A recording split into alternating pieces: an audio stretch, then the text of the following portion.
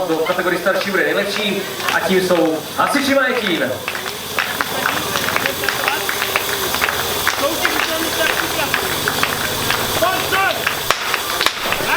Dva výstřely, no, tam to bylo úplně jasný, ale tak na dvakrát taky dobrý. I z posledního pořadí se dá vyhrát, nebojte.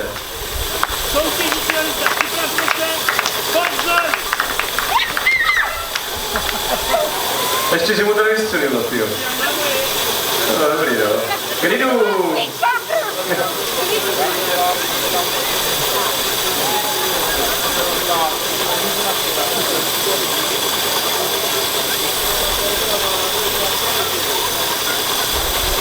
Děcka, je to jenom soutěž, vůbec to nemusíte to.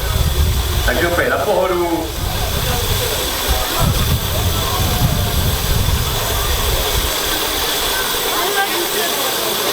Tak, teď už to bude všechno okám, budeme startovat.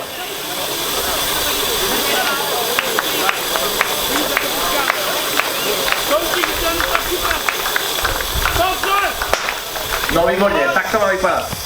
Díky za ten potlesk, každopádně Hasiči Majetín. Poslední tým, který může rozhodnout o tom, jaké pořadí bude v kategorii starší.